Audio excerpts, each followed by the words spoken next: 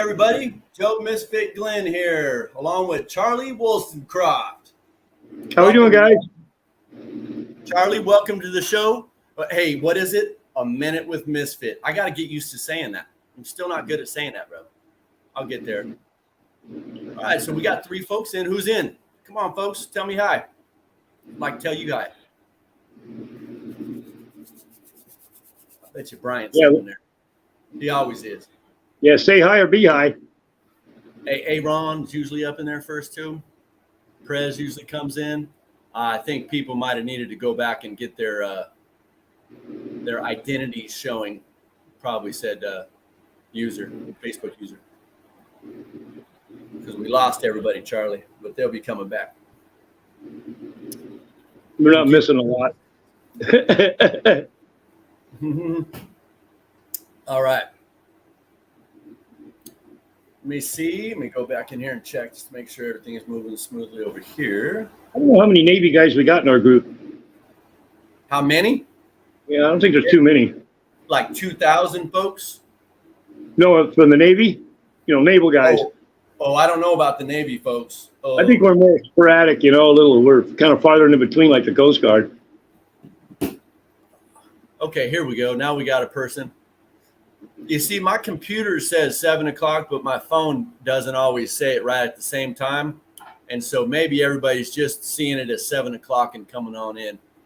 That doesn't show anything from this end. Yeah, no. All right. We got a couple now. All right, there's 3. What's up, Cade? What's up? Cade Moore's on. Charlie? Kate? Who else we got?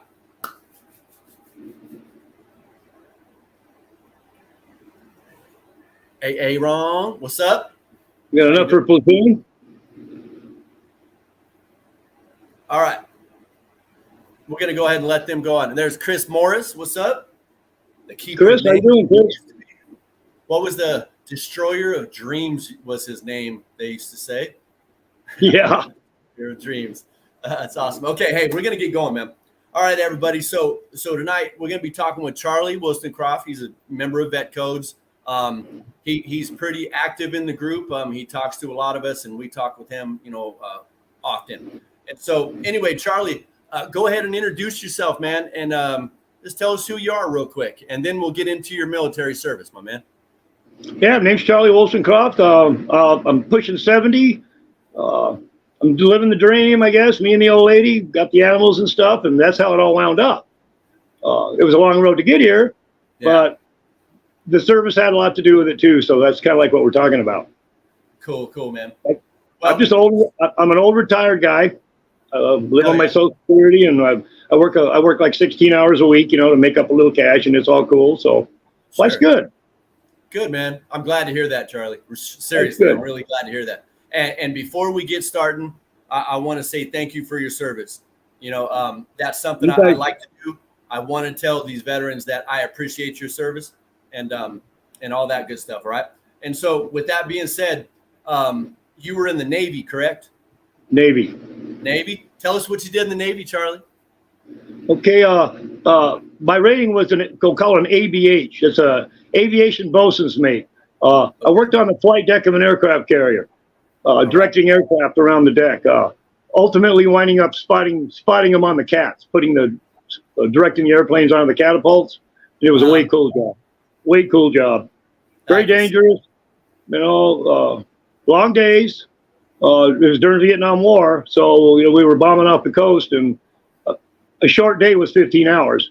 Long days were 18, 19 hours, so there wasn't a lot of rest. And basically what we did was, our goal was to put as many bombs as we could off of that thing on the enemy. And most of them went to, when I was in it was getting towards the tail end of the Vietnam War. So we were pushing them bombs into Laos and Cambodia. And we were launching about 220,000 pounds a day off of it. And there was 3 carriers over there, so you can do the math. We just wreaked havoc and destruction with bombs. And that was my job, was to help these jets get off the boat and come back safe and bomb the fuck out of everybody. And that's pretty much what it was. Did you say 220,000 pounds of explosive? A day. A day on each ship? Yes.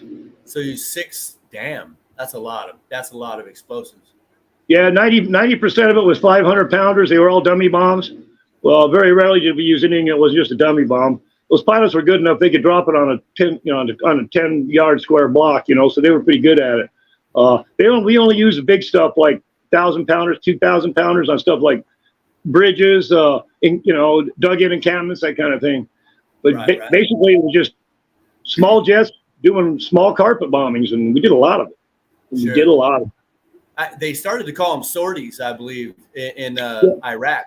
Oh, that might have been an Air Force name, though, huh? Every time they launch a plane and bring it back, it's called a sortie.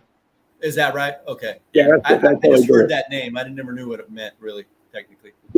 Well, we send about 23, 25 sorties at a time, 7 times a day. So we'd start when the sun had come up. We'd launch about 25 aircraft loaded with about 2/3 of them were bombers. The rest of them were F-8 fighter jets to kind of look after them. And 7 times a day. So sometimes like, 8. Bryant just asked a really good question I hadn't thought about. He said, how much did a carrier hold for weight? Do you know? I mean, for explosives, do you know anything like that? Or did you guys get resupplied daily or something? I do know that we could go out I remember going out for say 2 weeks, 10 days, 2 weeks. That was pretty much what we'd go out for. And we could carry enough to do that. Wow. For 2 weeks. Damn, 2 that's weeks. a lot of stuff. We also carried nukes. We had some nukes too. So yeah, most of your carriers have nukes. It's like, it shouldn't be to anybody's surprise, that we also have a couple of big bombs on there too. So like tactical, were they tactical nukes? No, they were, tactical, but they were, nothing small anymore back then. And then, I was on the last of the Essex class carrier that was built in World War II. We were a real small carrier. We were fairly long. We were almost 1,000 feet, but we were only 150 foot wide. So we did everything that we did up there in 150 feet strip, so right. It was kind of tight and dangerous. I never saw any enemy killed, but I saw an awful lot of our own guys getting killed due to accidents, stupid shit, brawls. I know I talked to Joe about this earlier. We don't want to touch on it too hard, but back when I was in, we had the race riots too. We had a race riot on the ship. Things were out of hand. With that was the start. Your time was the start of the racial integration into the military. You were part of that integration. You were involved with it. And so, you know what? Yeah, let's talk on that, because that had to be a real serious time. And so what kind of stuff did you guys get involved with this integration, and how did it affect y'all? Well, everybody pretty well hung in their own little camps. When you're on a ship, it's like being in a squatty, smashed down barracks. It's for those of you that don't know, living on a shipboard, you live in racks, and they're 3-4 high, and then you got about maybe 2 foot, and then they're 3-4 high, and it just goes down the line. Well, everybody's living close, so what everybody did is they kind of packed up. The Chicanos, they kind of had their own little area bunk, and then right next to them was like the blacks, and right next to them was the whites, and next to them was everybody kind of held in their own little racial cliques. That's just kind of how it wound up being.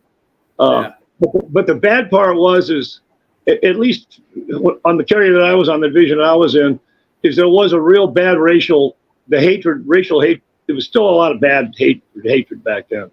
Your guys from the South hated the guys, and they took it to extreme, to the point where there was like attempted murders. I know one guy got actually expired because he through the racial crap, got stabbed to death. One guy jumped off. You never find these guys, And it was all from that. One good friend of mine, they tried to throw one good friend of mine overboard one night. He jumped off the boat? Yeah, 3 guys had cornered him with knives. This is in the hangar bay on one of the elevators. And instead of trying to fight off the mix, he decided the ocean would be a better place to be, and we never found him. Damn. So that's, just to kind of sum it all up, everybody was pretty hateful. There was an awful lot of racial hatred, a lot. Yeah. It was like Brian said, it does sound like prison. That sounds like the prison vibe, man. Seriously. And the bad part about it is we didn't have a lot of guys doing these jobs that we were doing on the deck. there was 100 of us marshaling everybody around on all them planes, dragging the chains and the chocks, and you have a lot of people. You were constantly busy, and so like when like let's say tensions would get high, in a group of guys, 5 guys say doing their job. Yeah. One of them would like just disappear, like a black guy or a white guy just had enough, instead of like working it out and at least getting the job done. They'd be gone, so you'd be picking up their slack too. So it got dangerous that way. Huh.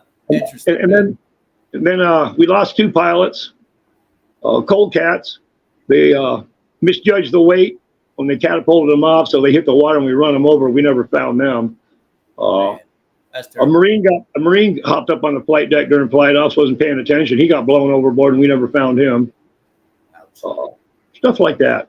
One guy got sucked into a jet engine. It didn't kill him, but it pretty well crippled him for life. Then another guy was another plane captain was in a plane. Plane captains took care of the airplanes for the pilots. They kind of like babysitted it. They were the, washer, dryer, fixing all this shit.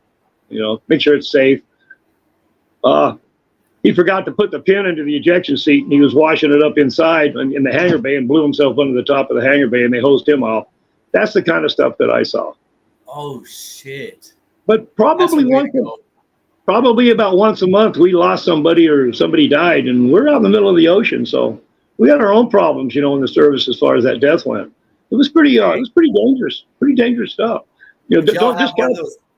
Y'all have one of those safety things like, hey, 0 days without an accident, Yeah, right. You, bro.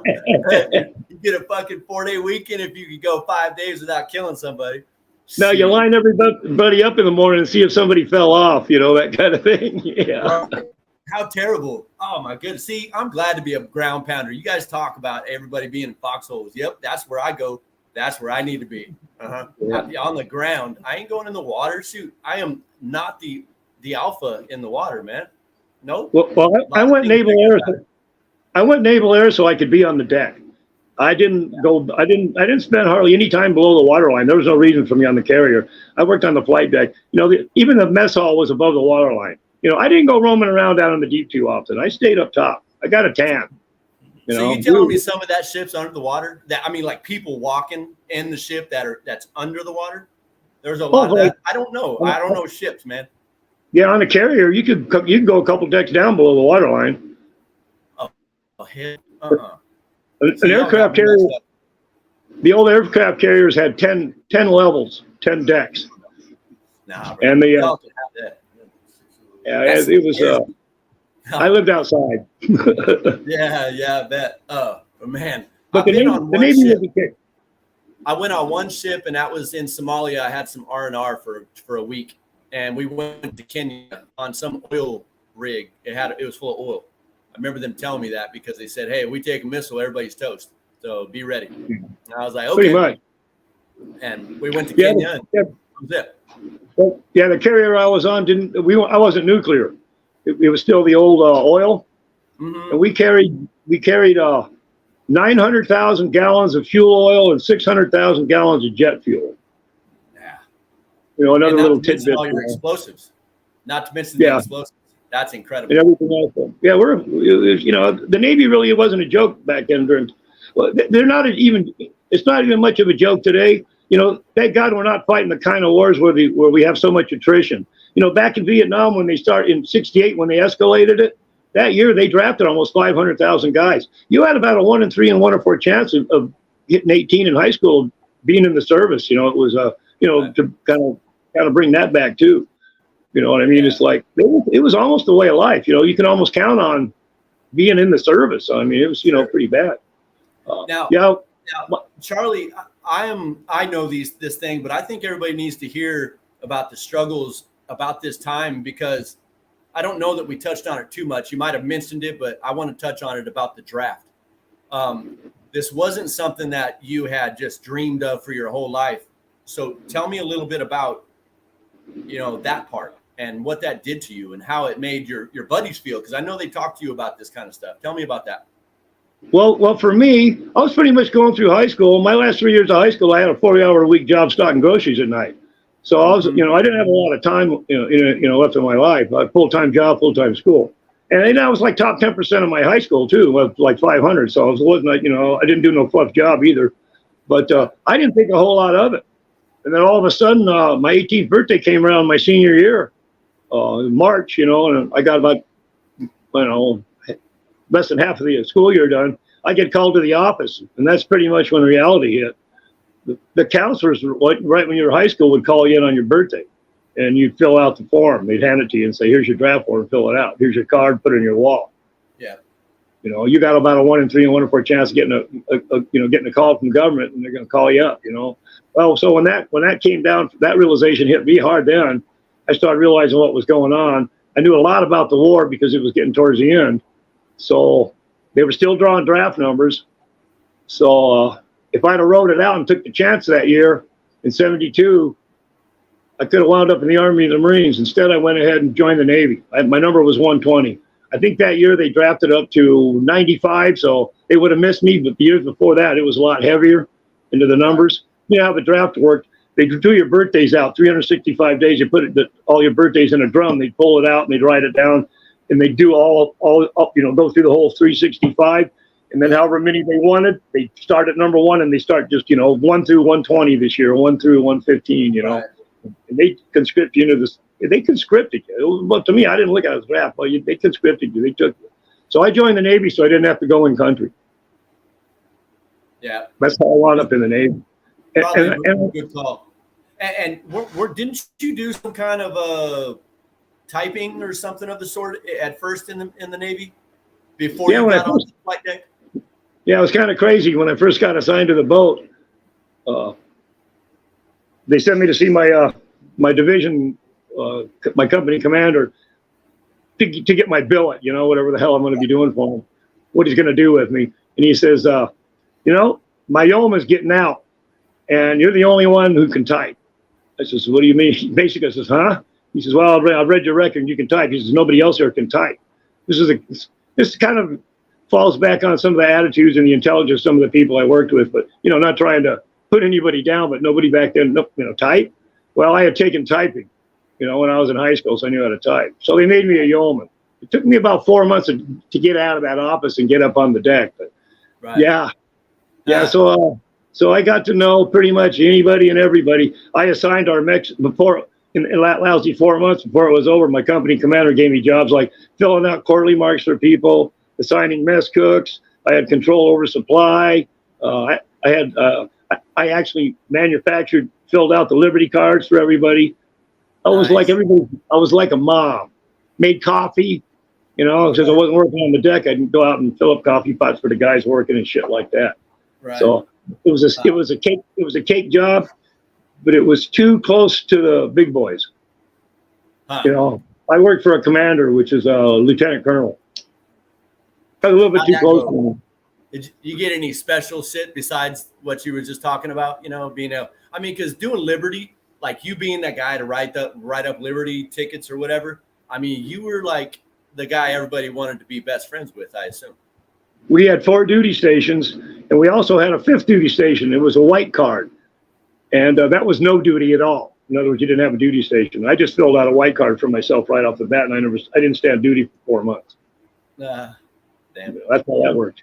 Yeah, and I did have control of the cards, but even I couldn't really screw around with it, all that heavy. One night when we were in port in Long Beach, and we were in dry dock, and I decided we had an apartment out in town. Me and a bunch of us. I had duty that night, but I had no watch. So I thought, well, I'm going to get out of here and go home. So I just took a 440 line off the deck, tied some knots in it about every 2 feet, threw it over the side, skimmy down to the dock about 3 stories down. Had my buddy pull it up for me, meet me at 6 o'clock in the morning, and I came back and skimmed back up the rope. And you get a little creative, so you can go have a little fun. Nice. but I was a pot smoker. I was a known pot smoker. Spent some break time for pot smoking. It was that kind of thing. I did my job very well, but it wasn't no tolerance then. It wasn't tolerated, but it was prevalent. There was an awful lot of us back then where alcohol and pot was pretty common and pretty widespread. I was going to ask you about that. Like with the the racial integration and all the strife, being out on the boat for all that time, nowhere to go besides where you're at. That had to be hard. But now you throw some drugs up in the mix, man, and alcohol. And, so tell me a little bit about that, man, and tell me how good the weed was back then, would you? We'll go with how good the weed was back then first. Yeah. I always wind up getting these things. I guess you would call it Thai stick. It was manufactured like a Thai stick, but it wasn't from Thailand. It came from Laos. And me and a couple of my buddies, we got hooked up with a guy who got a small batch of it, and it came in these bricks with 20 sticks in it. I paid $60 for it, $2 a stick. Two of us stayed high on it for about 6 months. You told pot. I've never smoked pot as powerful it is. It was just pot, but you couldn't finish a joint without damn near passing out. And I'm talking a pinner joint. So the pot over there, and that came from from the Tonkin Gulf. And then when we hit Africa, I went to Mombasa, Kenya. Some of the best pot I've ever smoked was I picked up there for. I think I gave a little girl a quarter for 3 joints, for a day. And that stuff would kill you. The pot over there was top-notch pot. The thing is those people over there have been growing it for so many thousands of years that to them it's just like taking a shower. They have no meters. They don't go by. They don't fertilize. They know the plant. They know when to take it just by feel and looking at it, and they did a really good job of it. And the pot over was something else. But now as far as dealing with the the alcohol drug use, I'll keep it to just the company I was in. I was in a division, we call them. It'd be, I guess, a company to you guys who are pound ground. There's about 100 of us, and in that 100, at least 90 of us either drank regularly or did drugs or both. There was only 4 or 5 people that I can think of that didn't, and if they did, who knows, But we probably had 5 heroin addicts. We had our LPO was taking speed. He ate beans. We call them beans back then, amphetamines. He was always beaned out. It was a lot of drug use. We even had a pilot. One of the plane captains was telling me he's cleaning out his pilot's jet, wiping the jet out when he came back from the sortie. Found a rig, sitting on what you'd consider the dashboard. It was pretty widespread.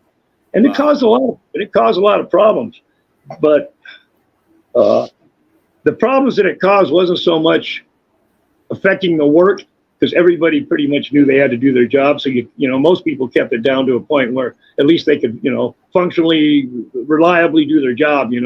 But that was how we did it. I think that was just part of the way, just to get away too. Yeah. Just to not have to deal with the mental. It had nothing to do with the physical. It was all brains. Stay screwed up. Back then we didn't deal with, oh my gosh, I have a mental problem. It was like, hey soldier, what's your problem? Get back to work. That kind of, there was no give to it. You either did or you did not. And so drugs, I could see being it probably would have been for me as well if I didn't have support other places, Yeah, I can't attest to the whole service. I can't attest to the Army and the Marines out pounding the ground. All I can really attest to is what I had to go through and what I saw. And on the boat that I was on, yes, it was pretty rampant. I've heard stories from every branch. Every branch has these same stories, Charlie. Yeah, and the bad part is they didn't screen you for any of that when you got out. Back then you were in one day and the next you were in the States, pretty much. You were going home. There was no classes. There was no monitoring. There was no, mentoring. They just ignored it. A lot of guys got out, junkies, and wound up with bad habits and didn't have access to dope. And the pot we were smoking was God bless, so trying to find good pot in the States was like, another nightmare. It just turned into a nightmare for a lot of us. And I think a lot of us wrestled more with the drugs, and we wrestled with the bullshit that we dealt with when we were in the Navy. Right. We didn't see the kind of death you saw. We didn't see a lot of blood and stuff. You saw your death and stuff. It was a little different, a lot different. And a lot of them had a little dope. And I don't know. It lasted with me until into my mid-40s before I finally got a clue. It hung that long with me, about 20 years. Break that habit. I've been telling myself that if cannabis would have been in my life, my whole military career, I think it would have been a way better experience. I think I wouldn't have made some crazy ass decisions that I shouldn't have made and end up getting hurt. I would have had way better decision-making skills while I'm calm instead of angry. Anyway, cannabis would have helped me get through the military. I promise you would. Yeah. I'll tell you one story about a guy. His name was House. I'll never forget House. House was on doing a 4-hour roving patrol watch on the boat one night. I'm sitting watching TV in our little TV. Well, we had a TV, but it wasn't much of a room. We crammed a bunch of guys in there watching the tube. And we have these 5-inch 38 shells that we use for ashtrays. He had like 3 bottles of quarts of JV Scotch in it. And in the 4 hours of his roving patrol, because he'd come through our birthing compartment, part of his roving patrol, he'd take the ashtray off the top, reach into that shell, and pull out a bottle of Scotch and take some swigs off of it. I saw him drink 3 quarts of Scotch on a 4-hour watch, and he would function. It was this kind of. That's the extreme, but we had it. Yeah, they didn't say a whole lot. People had stuff on the boat. Interesting. There's a lot of booze on the boat. Let me look at some of these comments. I wanted to say hi to some people that I didn't get to. Nikki, I didn't get to say hi to you. Nah, welcome. Adam, Mama, Nikki. Adam, I don't recognize your name, and well, thank you for showing up, bro, and welcome. John Michael Stanley Sr., welcome, my man.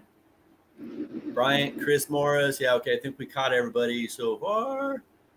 Cade Moya, Facebook user. I can't read your name, but in the beginning, before you jump on the live, if you just give it go page down just a little bit and give StreamYard permission to view your name or show your name, we will be able to see who you are. Dirk, what's up, my man? Cade, again, and cool.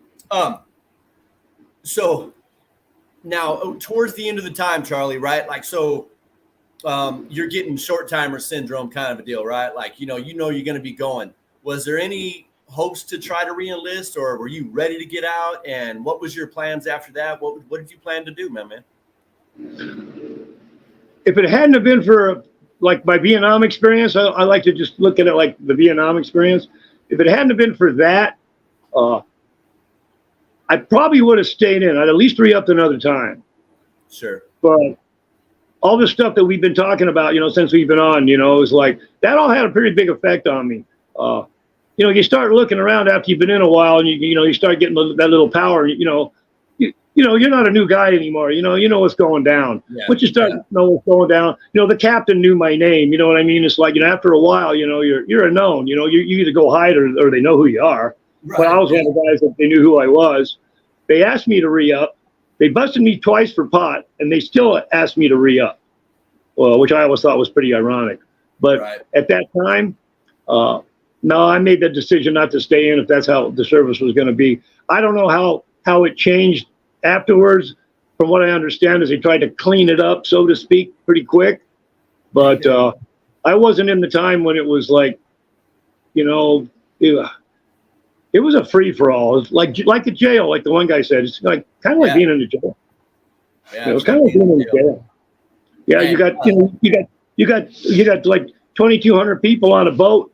You're on it for over 2 years, and you only know the names of 80 people, 70 people, maybe. You just don't mix. Nobody really mixed a lot.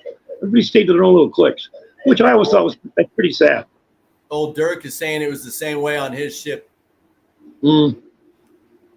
Yeah, man, that's terrible, sad, but it's the truth. And we all survive. We all get through it, though. Eventually. I wish it wasn't so, though. The bright spot was when I got out. I copped a job through the Army Corps of Engineers out of Coos Bay, Oregon. I got on a dredge ship. It's the Army Corps of Engineers. The officers, the 3 officers on it were the captain, XO, and the LPO were regular Army. They were Navy Army, I guess you might call them. They were shipboard Army. And the rest of the crew were all hired civilians, and I got the green hole government check. So it took me about 2 years if I got that job. Now they have 3 dredge ships had dredged the West Coast. After I hadn't been on for much more than a year, and one of the other ones hit a cargo freighter about 10 miles out at sea one night, sunk it. Well, it pretty well ruined it. They eventually hauled it up and refitted it, but it took them over 5 years. And so since I was one of the later guys to get hired, they laid everybody off by seniority, and they laid off a third of us, and so I got laid off. And by the time they had called me back, which they actually called me back about 6 years later, I had glowing recommendations, whatever. They wanted me to come back. By that time, I'd already gotten married, had a kid, had stuff going on. The pull and the take. Like, what do you want to do? What do we want to do? And so I kind of wish it hadn't worked out that way. I'd have rather retired off of that. That was a good gig. That was the best gig I ever had. Hell yeah. On the boat, in the water. I got paid for, I worked 15 days. Well, you'd work 10 days, then you're off for 10 days. You'd work 4, and you work 4, then you're off 4. For 28-day months is how they ran it. I was only on the ship 15 days of the month, and I got paid for 30. They paid you for them weeks that you were off. It was a great gig. I loved it. I didn't have to wash my clothes, 24-hour food. We had cooks, couldn't ask for a better life. Once I got out of the Navy and realized there was a whole other world out there on the water, I went for it, but it just didn't pan out, So, and then me being from the desert, it's like, I wound up coming back home, to the Southwest, and I just never got on another boat after that. But I loved the sea life. I just didn't care much for the Navy, at least the Navy that I was in. Well, you were in a time, just think of the time. Look at all the crap you had to go through. The racial integration for one. Then you had all the fighting, and nobody could get along. And then you had a war on top of it. And, and all the drugs and come on, man. Who'd want to stick around with that shit? Not me. Yeah, I don't want to make it sound bad, but that's pretty much how it was, Well, you still had the Southern good old boys that hated the blacks, and you had the guys that were like from the inner city. One of the black guys, his name was, I'd never forget him. His name was Audrey Denoy Taylor. Great guy. I'd hang with him a lot too. Back in previous, he was like part of the crew. That hung out with us. Smart as hell. He was from Detroit. He was a gang member since he was like 13. He had a 45 bullet hole in him before he ever got in the service. So you had your inner city boys, and he hated the black, and he was one. And it goes on and on and on and on. But I don't know. Maybe it was just me, but that's how it pretty well was. Well, drugs have always been a thing. They were in my time. They were in probably everybody's time. They all saw them. As far as the prevalence and the amount, probably not so much, but the racial divide, we had little issues, but it was more about ego and not color, if you will. Like, I'm better than you, and no, you're not. And, and then a bad name would always come out, and then that would start up the racial part of it, right? And so that was all it went with us. But whenever you get a bunch of strong heads in together, especially on a ship where you can't go nowhere, man, that's no way, dude. I couldn't do it. And you don't go nowhere. When the fight's over, the guy's sleeping like 8 foot from you. Yeah, no, man, I would need more space. But yeah, so your time, who could blame we had no what you call air conditioning. They had fans that blew air around but didn't blow much. It was always hot. We were talking golf. It was always hot, always miserable. No rest, a lot of work, a lot of hours. People were always on edge. When we go out for a normal routine, 10 days, 2 weeks wasn't too bad on everybody. But from time to time, we do a long haul. When we wound up going over off the coast of Africa, when Gaddafi kicked in. Remember when we put a bomb through his window? Yeah. You remember that? We put a bomb in his bedroom window. The Navy did that. Anyway. I heard. Well, I was one of the 2 carriers that were over there to do that, and that was a 30-day haul. All of us were out for 30 days. We were, working all them hours, and after about 25 days, people started, I'm going to say, killing each other. It was like it was time to pull in and give people a break. Now these poor guys, they go out, I hear, for like 5 and 6, 7 months and never pull into a port. And I'm wondering, well, they must have a lot nicer ships now for them to, or things for them to do. I don't know how they did it. I mean, we didn't. That's probably accurate. We didn't have pop machines. We didn't have phones. You couldn't call home. Mail would take 2-3 months, 2 months, 6 weeks, 2 months to get to you. Yeah. We were kind of isolated from the world. I called my mother from the Philippines for Christmas. I had to do it on a payphone. I did it from the Philippines. I had to find a payphone to do it with. I made $365 a month. And I had to do it from a payphone. And to talk to her for 20 minutes cost me $120 in quarters. And I literally had to feed $120 in quarters into a payphone to talk to my mother for 20 minutes for Christmas. And that's the kind of the disassociation we had from from home. It was, there was no home either. I mean, we had that too in my beginning in 92, 93 in Somalia. We had some little green phone that you had to hit the operator, and the operator was supposed to connect you back to the States. And it was a crapshoot if you were even going to hear anything or connect. So a lot of times it'd be like, I'd hear my wife's voice and I'd be like, honey, hey, and blah, blah, blah. And before we could say anything else, it'd hang up. And that was all I could talk to her for 2 weeks. But we got to hear each other's voices. And so then we started saying, I love you immediately. As soon as we heard each other's voice, I love you. And then maybe we'd get 5 minutes tops, then there's 100 dudes behind me wanting it too, so.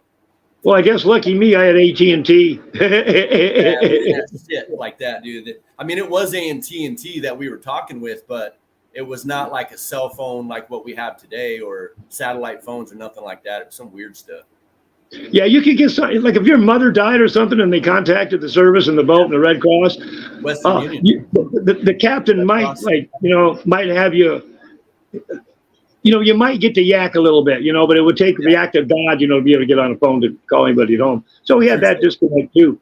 And the ship that I was on, the Oriskany did more war cruises in Vietnam than any other carrier. It was constantly over there. And so the guys that were on it, when I got on there towards the end of the war, a lot of them guys had been on there for 3 and 4 cruises. You get on an aircraft carrier, you work on the deck, and that's pretty well where you're going to be for 4 or 5 years. I mean, it's like it's a job. There's not a whole lot of people that really do it. And so they're just stuck. Well, these guys were wore out from it too. So when I got in, there was also that we're the warriors and you're the new guys, so and we're kind of like taking over from them, because all of them were getting out. So we had that kind of an issue too. But I pretty well got thrown into the mix. I never went to an A school. See, I never went to a school for what I did. And that was an A school rated job. So when I wound up on that carrier and they threw me up on the flight deck, they just sent me to the fleet and I wound up learning on the job. So that was pretty stressful too. It's like getting thrown into your first firefight, I guess you can imagine. Not everybody wears ear protection, but not everybody has walkie-talkies and can talk. So you're the lowly guys on the pole working on the flight deck. You have to do everything visually. You hear nothing, so, it was one of them kind of jobs too. So it racked the brain. It was a hard job. I still had an earplug in. I've never had an earplug in when it counted. When it was supposed to count, I've never had one in. Yeah, well, we couldn't hear. You had to have your ears on. Yeah. What'd you say? Well, if I am, wear ear protection on the flight deck and you have no hearing left. I mean, it'll strip of your hearing, and right now it'll take it away.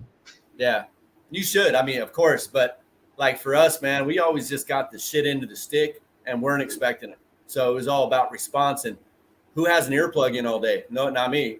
And so I'd always get my bell rung from too many rounds being fired next to my face. Sorry to hear that. Yeah. It is what it is. But you know what, man? I want to go ahead and look at some comments and see if we got anything else, Charlie. And going to go ahead and wrap it up. I think everybody's kind of – and we got any questions for Charlie, man, here? Yeah, that's about all I can think of other than just telling old little war stories. Yeah, man. Dude, you did some really cool shit, Charlie. I'm really proud of you, man, for making it. I forgot to mention the travel part too. Amongst all the bullshit, I got to see Hong Kong, Mombasa, Kenya, Manila. I got to go places, and you didn't spend a lot of time there, but I used that time fairly wisely. It's not like I went out and got all screwed up and didn't get to see the city. So I got to see a lot of nice weird shit. Back in the 70s too, people weren't as well traveled either. So that really was, interesting to see. Right. You go back 50 years. Traveling around like that is pretty bitching, Yeah, use that wisely if you get to travel. Hey, so we got a comment. Thank you for what you did for your country, Charlie. God bless. No problem. We got Shane says, thank you for speaking about your time, sir. And Charlie, once again, I want to tell you, man, thank you for your service and thank you for coming on here and sharing your story with us, man. Take time to share your story with us. I appreciate you. And if you come up with any other stories that you may have forgotten about, let me know, man. We'll come on and do another 30 minutes and tell everybody about it. Cool? Yeah, well, it's like we talked a little bit about it. I thought, well, I know I got to be one of the more aged guys, with the group. I don't know how many of us are 70. The Father Time and Joe. I don't know how many of us are. I don't know too many of us of this age, and I don't think there's as many naval personnel as so much as Army and Marines in the group. So I thought maybe I could give you a Wayback Machine, in the Navy during a Vietnam War era, because that's all I know. I spent my time in doing that, and a different era, different Navy folks. There's a fair amount of Navy folks in here, Charlie. I promise you, they'll start reaching out to you, man, for sure. Kind of like I was my generation. I look back on the guys from World War II. I even look back to then. I lost a grandfather in World War One. My grandfather wound up succumbing to injuries from World War One. I lost family in World War II. That kind of thing. So now I'm the World War II guy to the new guys, because Vietnam is now looking back, about the same kind of a deal. And we did get a bad shake. Hey, Charlie, go look up Dirk. Go look up Dirk Kuiker, man, or Kuiker. He's a 70s Navy guy. So we'll have to. And he'll have to check you out, man, because I have a feeling you guys got some stories, man. Yeah, we can swap a little PI stories.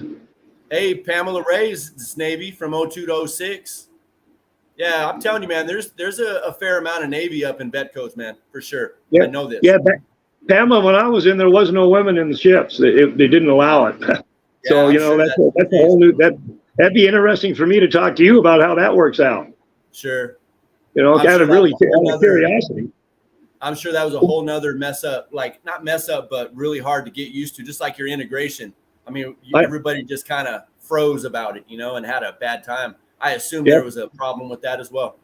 Yeah, for me to wrap my head around women in the Navy, and it's like, woo, that's I had to toughen up, guys. It's like I commend you, I guess. I don't know how that works out for the how they treat you, how they treat you ladies out there, but I hope it's okay. I know that they had their challenges. I know that. That's all I need to say. I can't really speak on it because I'm no female in that position. But anyway, all you need is a couple of guys with too many stripes to fuck with your life, and I'm sure that goes down. So I'm sorry for you guys that have to suffer that, you girls. Absolutely. Yeah. Well, Charlie, we're gonna go ahead and wrap it up, man. Thank you again, everybody. Thank you for showing up. We had 12 viewers tonight. That's nice talking to everybody. That's a good average. It's better than normal. But nice talking to everybody. So remember about vet codes too before we wrap up here. What vet codes is pretty well done for me. That's a good point, Charlie. Good point. I've known Scott Esser for 30 years. I can't remember. Scotty, and me and him are buddies, and he got me involved with this. It's been about a year now. I think I've been here about a year. Because I'm into the growing my own pot. I'm not into it like. I just growing up to keep me and the old lady and a couple of kids high, and I pretty well leave it at that. I'm not in it for money or anything like that. It's just about good, decent, free, unadulterated, pot. Mm-hmm. So I got involved with Echoes for that, but it very quickly turned around into being other than, for lack of a better word, we use the word brotherhood, or sisterhood, service buddies, the camaraderie. Yeah, the camaraderie. Now, at my age, at 70, it's not so much of the jump up and down and bump chest kind of camaraderie. Right. It's more of now I kind of look at I'm more, for lack of a better word, more judgmental, but in a good way. I get to talk to people. I remember I called up Joe one night. I was having a bad time, and I got on, and Joe Schroeder. I can't remember how to pronounce his name. Joe Schroeder. Mm-hmm. Yeah, he popped on and helped me through some shit. I know, Joe, you helped me through some shit. We can help each other. No, it's not like you got to get to know everybody and make friends with everybody, but at least make a connection. I'm sure you can make a connection with a few people in this group. And if you have things that bother you, you're a lot better off talking to a vet who's been through stuff. If that's the thing that's kind of bugging your head, if it's like service related that filtered into your life now, I think you'd be better off, sticking to having a conversation with vets. Because if nothing else, they're going to help you through that time, and at least you're going to be okay while you're on the phone. It's one of them kind of deals. Right, for sure. Stay in touch. I still stay in touch with some guys from 50 years ago when I was in the service. And, we're not close, but we keep in touch. We go visit every now and then. It's a good thing, and it's really helped me out. And vet codes has turned into more of that for me than it's turned into the I don't need to win a whole bunch of more seats because I got plenty, thank you guys, that kind of thing. Right, but I want to stay involved because it's from that angle of it. Not only can because I can't partake a lot of growing knowledge to the group as much as you've got. There's so many people in this group that have taken it to such a level that I'm not involved with. Right. Oh, the little gig that I got going, I grow a really decent pot. It keeps me high. It works, so I kind of just keep it simple like I'm doing. But all the rest of this stuff is what's really meant a lot to me. So that's what I got out of Betco's, and that's why I'll stick in it. Even if for some reason I wind up quit smoking pot, I'll still be in the group. That kind of thing. Yeah. So that's awesome, where I'm glad Betco's has been able to do this for you, Charlie, because it did the same thing for me too. I said, I've told it several times. I didn't talk to people for 15 plus years. I didn't leave my house. Never had to, man. I was here, right? And so I always had the urge to want to talk to somebody, but was still kind of angry, you ain't going to understand. So why even try? And then when I started finding these people that had a little bit more of that knowledge, that like-minded individual that had been to the same places I had been to. And, I have my brother Keith that I always had the option to talk to. But sometimes Keith's busy too, but to have these kind of people to talk to on different levels now, because I don't always want to talk about combat. Sometimes I just want to talk about missing the damn military, and other people in here really have that vibe too. Sometimes, some of them. Anyway. And you shouldn't have to worry about taking too much judgment from people in this group. If you do, if it gets to that point where you actually reach out to somebody and it's a bummer, for lack of a better word, if there's flack, I doubt if you'll see it. And if you do, let us all know so everybody can put each other straight, and then we're all still involved and still in, and nobody gets kicked out, and there's not an issue. Don't use this group to fucking vent your world out. Use this group to help you keep your shit together. That's what I do. I mean, keep our shit together. Keep moving on, man. Good shit.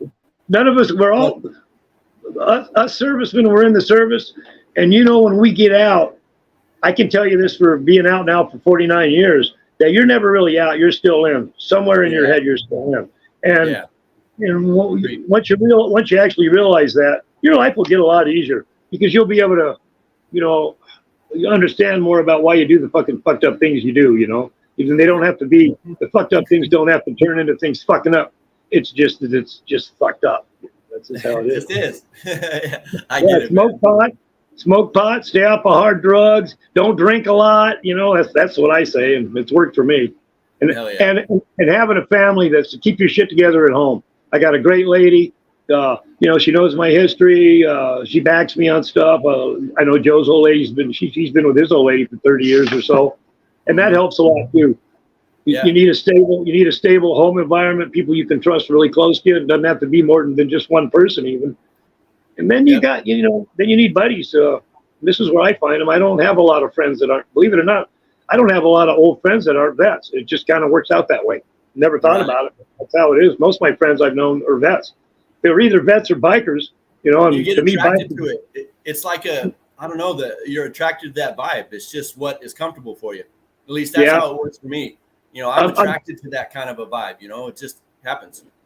Yeah, there's that energy level, that never really goes away from you. Even though you're sitting on the couch all mellow and stuff, sometimes the brain just starts to thinking and you don't sleep, it's that kind of thing. There is an energy to it. Anyway, that's where I'm at. Hey, Charlie, we had a great show, brother. Thank you so much, man. Anytime. And everybody, thank you for sticking out and listening to us jibber jabber for a while. I hope you guys enjoyed the show. All right. And so until next time, folks, happy growing, and thank you for your service, everybody else too that's listening. All right. All right. You Peace, bet. y'all. Charlie, hang out. I'm going to be right with you, Bubba. Okay.